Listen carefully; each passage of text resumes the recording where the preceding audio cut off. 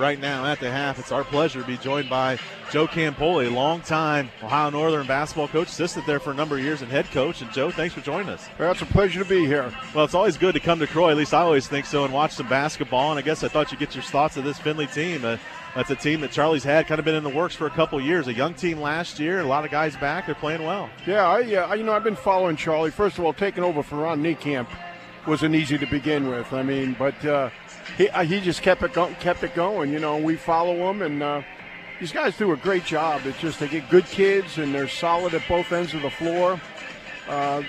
Really impressed with the quality of play. And his post defense inside is something to really admire.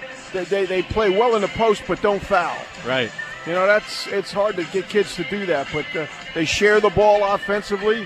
They got a lot of good things going for them. Well, one thing that I've always admired about this Findlay basketball program is you look over the last 100 years, there's only been 4 coaches.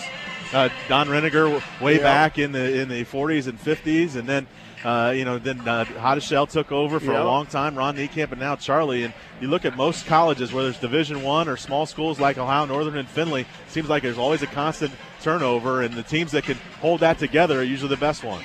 Well, you know, when you look out actually throughout the entire country, programs that are solid year in and year out, there's a consistency in the staff. You know, there's not a lot of turnover, and I think that consistency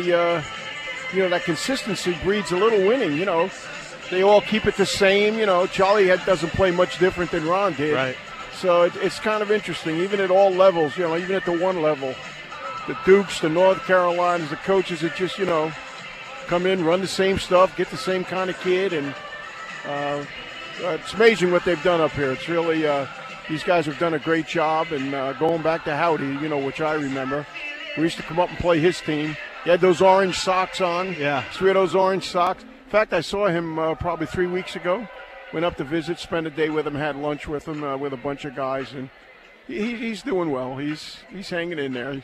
He's an Oiler. That's right. Cut him open, man. He bleeds orange and black, that's for sure. Well, let's talk a little bit about your time at Ohio Northern and playing Findlay, because we used to play quite a bit back in the 70s and certainly before that. And you mentioned it, you're going against Coach Hottishell, but great basketball tradition down there at Ohio Northern, and we had some battles during those days. Yeah, we had great games. Gail Doherty's the gentleman. He's the coach that got it started at Ohio Northern back in 72, and by the time I got there in 75, he had that program going, and he just did a great job. He's still the winningest coach in the history of Ohio Northern, and I was an assistant for 17 years under him, and got a little nervous when I took over. I'm sure that's the way Charlie felt too, but when you follow a guy like that, it's tough. But we kept everything the same, didn't change much, went after the same kind of kid, and we've been able to keep it going.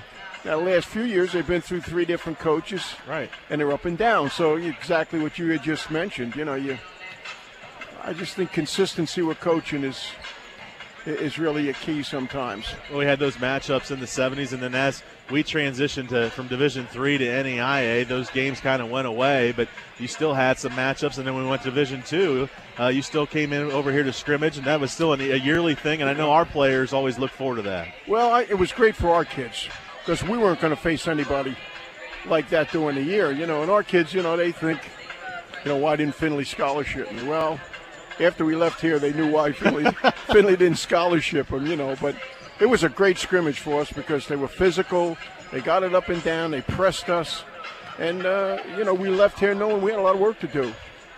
So it was a great scrimmage with against Ron's teams. Well, and I always thought that was a good scrimmage locally because it was a game that was always good for the fans, but then a game for the players, because a lot of these players are local kids. They come from Northwest Ohio, North Central Ohio. They played against a lot of the guys that are at Ohio Northern and vice versa in high school, and you wanted to have those matchups in college too. Absolutely. Great matchups, great games. Kids get together in the summer once in a while. His kids used to come over to our camp, and the kids would hook up and play. So. Well, you mentioned your camp, and I actually, I'm from Salina, and I went to your camp every year in Ada. And I still, when you were a little kid, I still have the basketball, the Ohio Northern basketball there. Do you really? Wow. And those are an outstanding camp. And let's talk a little bit about what you're doing right now. Are you still involved with Ohio Northern in any way? Well, not really. I'm still in Ada. My wife passed away 6 years ago, and so I just stayed in Ada. I have a daughter in Ada, and I just follow the Polar Bears. I go to practice quite a bit, kind of sit in the corner and just watch, more so to kill time than anything else. But, yeah, I'm still in Ada, hanging around, played a little golf in the summer, and just watch the Polar Bears play. Yeah, well, I live in Bluffton, and that's where my business is. I'm always on Guy Neal down there to get you guys settled up again. I don't know why Bluffton University and Ohio Northern don't play anymore. 11 miles apart. I know it's a joke. It's ridiculous. I know. Well, you look at that, and there was probably some good matchups back when they did play, I imagine. Oh, yeah, they were always very competitive. He does a great job there at Bluffton. A nice new gym. I think it's an opportunity for both schools to start playing. I think again. that's going to happen. They are talking. Our football coaches tried to hook up 2 years ago, and that didn't develop. But I think you're going to see that down the road. I mean, financially, it's even. And Guy can compete with anybody. Coaches the daylights out of those kids, Sure. So he'll compete, that's for sure.